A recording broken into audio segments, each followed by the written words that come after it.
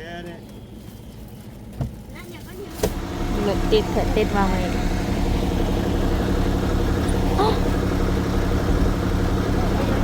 ตอนนี้คือเขามาฮอดดานอย่างบอกดานสามเหลี่ยมทองคบ่ฮู้ว่าสิพันได้บ่ว่าข่อยบ่มีพาสปอร์ตมีแต่บัตรประชาชนตอนนี้คือเฮามาฮอดอยู่บอนท่าเฮือนแล้วทุกคนท่าเรือเฮ็ดเปิ่มอีหยังสำเร็จเรียบร้อยอันนี้คืออยู่ได้แต่3 มื้อ 2 คืนเท่านั้นถ้าว่าไกล1 มื้อเขาจะปรับไว้500 บาทคือเฮาก็ขับมาฮอดฝั่งไทยแล้วนะทุกคนอันนี้จะเป็นด่านที่เฮาเข้ามาฮอดฝั่งไทยทางนี้จะเป็นฝั่งไทยภาษาก่อนสบายดีทุกคนยินดีต้อนรับทุกคนเข้าสู่ซองนะคะยะมีมื้อนี้ก็คือมื้อที่เฮาสิไปไทยเนาะทุกคนแต่ว่าบ่ฮู้ว่าสิไปฮอดด่านทันบ่เพราะว่ามีประชุมอยู่ไทยเขาจะนัดประชุมวันที่28 29แต่ว่าเฮานับมื้อผิดเฮาก็เลยที่จริงนี่ถ้าไปแต่มื้อวานนี้น่าจะทันแน่นอนอยู่แล้วแต่ว่าบ่ฮู้ว่ามื้อนี้สิทันบ่เนาะ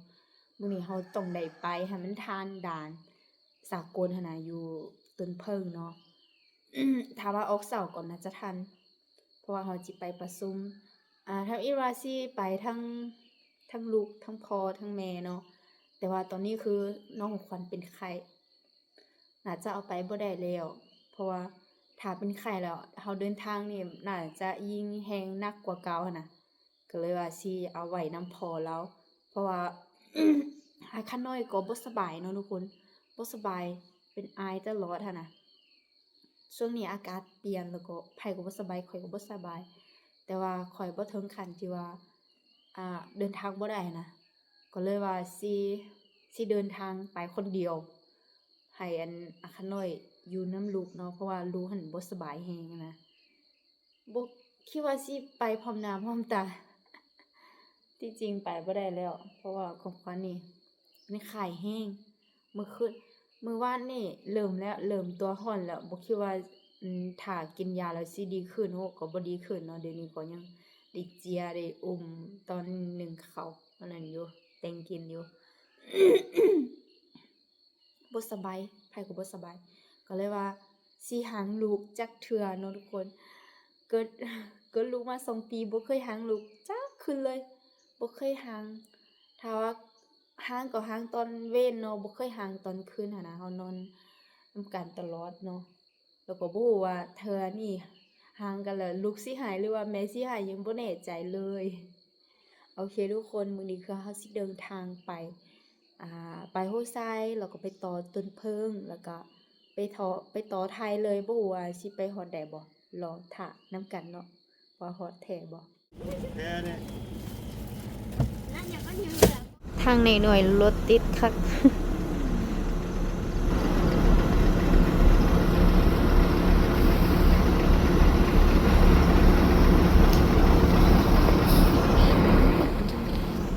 อันนี้คือทางจากเมืองไปหัวไซเด้อ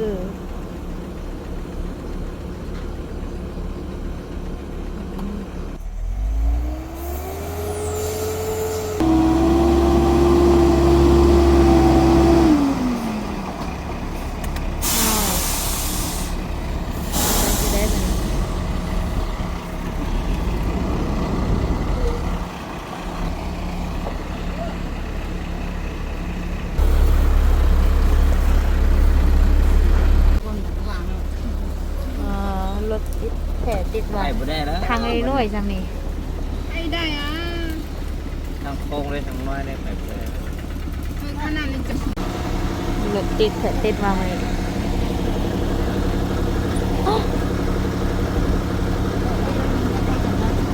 ทางในหน่อยสิไปได้อยู่บ่โอ๊ยไปบ่ได้บ่ไอ้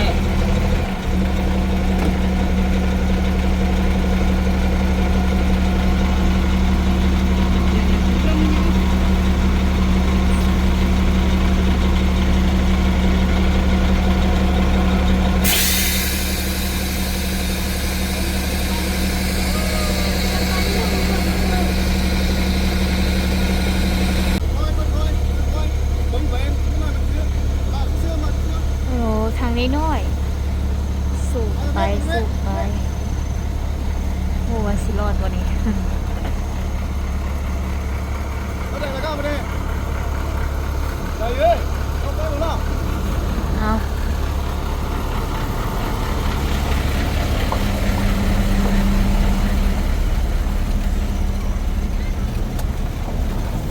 โหนรอดเลย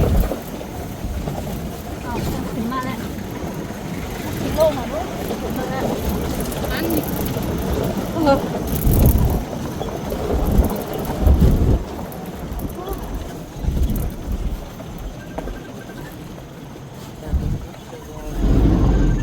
เดี๋ยวเสียเวลาเลยตอนนี้คือเฮามาฮอดดานอหย่างบ่ดานสามเหลี่ สาม ยม เหลี่ยมทองค บ่ฮู้ว่าสิพันใดบ่ว่าข่อยบ่มีพาสปอร์ต สากล มีแต่บัตรประชาชนมีแต่บัตร อีหยังบ่บัตร ำบัตรประจำตัว บัตรประจำตัว มีแต่บัตรประจำตัวแล้วก็บ่ฮู้ว่าสิพันได้บ่แต่ว่าเห็นถามคนทางนอกแล้วเขาเจะว่าพันได้ทีนะยังบ่เคยมาทางนี้จ้ะเทื่อ ถามผู้สาวขาวคายอันกาแฟอันถามให้หันอันใดว่าท่าน แต่ว่าไอ้นี่เพิ่นมีพาสปอร์ตสามารถทำได้สบาย แต่ว่าเฮาบ่มีมื้อปีนี้คือเงียบเหงาอี บ่ ห ได้ ลี เอาความน้องอายก็ได้พาสปอร์ตนะ เงียบเหงาอีหลีเพราะว่า รู้มาบ่แป้ง ปีกายนี่เฮามากันหลายคนแฮงทางเมืองสิงห์เมืองรองเนาะทางฝั่งเรานะแต่ว่าปีนี้คือมีแต่สองไอ้น้องข้างน้อยก็เป็นไข่แล้วก็บ่ได้มาลูกก็บ่ได้เอามา มาได้อาคารใหญ่มา มีแต่ไข่ใหญ่มา ตอนนี้สิลองไปถามเขาเจ้าเบิ่งว่าสิพันได้บ่นี่ด่านสากลในสามเหลี่ยมทองคำเด้อ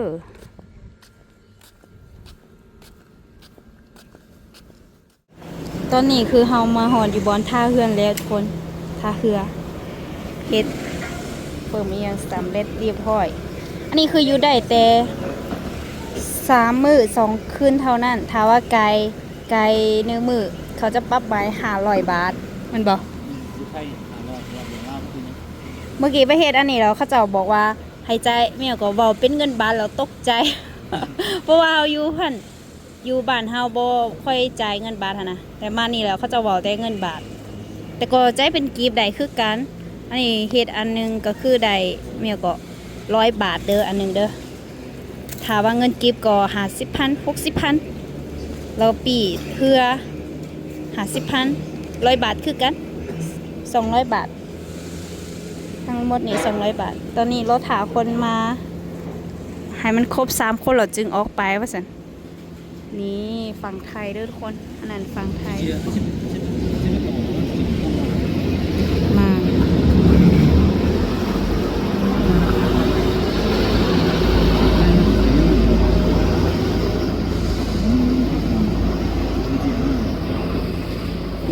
จะสู้ซีบทุกคน ของการไว้ ที่จริงก็ไม่ใหญ่เกิดดอกเอียง แต่ว่าปลอดภัยไว้ก่อน โอ้ยลอยน้ำอะไรเยอะ โอ้ยนำใหญ่ได้นะนำคลองได้ นี่ทุกคนเบิ่งไปเบิ่งมาแต่ยานอยู่ได้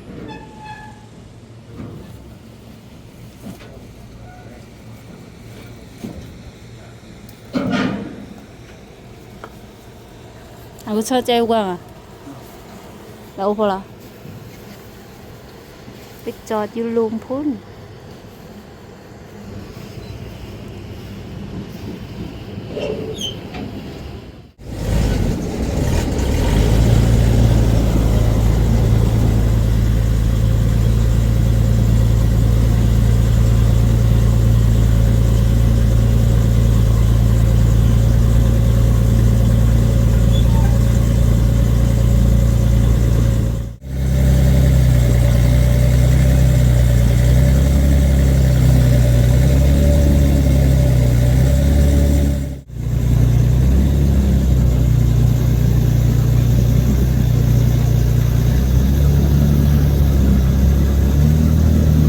นี่ฮอดดานไทยแล้วทุกคนก็ใส่เวลาบ่ฮอด5 นาทีเนาะขามมาแต่พูดแล้วก็มาไทยง่ายๆหนึงแล้วก็ ก็ขำมาฮอดฝั่งไทยแล้วนะทุกคน อันนี้จะเป็นด่าน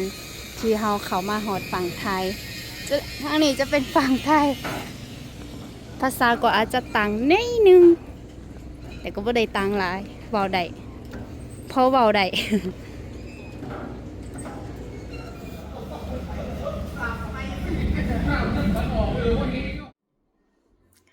ฮัลโหลสบายดีตอนเช้าเด้อทุกคนมื้อวานคือเฮามาฮอดไทยตอนประมาณ4 โมง5 โมงแรงบ่เพราะว่าเฮาได้ถ่ายอยู่บอนด่านท้ายหั่นน่ะโดนแฮงเป็นชั่วโมงเลยเพราะว่าอันอ้ายผู้ที่มานำข้อยหั่นน่ะเราเอาพาสปอร์ตมาแล้วก็เขาเจ้าให้ประกอบเอกสารอีกอันหนึงหั่นน่ะแล้วก็เฮาบ่เคยประกอบจักเทื่อเฮาก็ย้านผิดนั่นล่ะ แล้วก็อีกอย่างหนึ่งก็คือเขาเจ้าถามละเอียดแฮงตอนนี้นะถามว่าเป็นพักอยู่ไสแม่นไผมารับอีหยังเนี่ยถามว่าบ่มีที่อยู่ชัดเจนมันเขาเจ้าจะบ่ให้ออกเลยเดี๋ยวนี้บ่คือแต่ก่อนแล้วแต่ว่าของข้อยคือเป็นปึ้มพันแดนซื่อๆอิหยังก็เป็นบัตรพันแดนนะอันนั้นซื่อๆก็เลยว่าบ่ได้เขียนเนาะพันได้ตัวนั้นน่ะแต่ว่าถ้ามีพาสปอร์ตคักแน่แม่นต้องได้เขียนใบอิหยังว่าเขาเขียนเขาให้เขียนแต่ว่าเฮาบ่ฮู้ก็เลยว่าให้เขาเขียนให้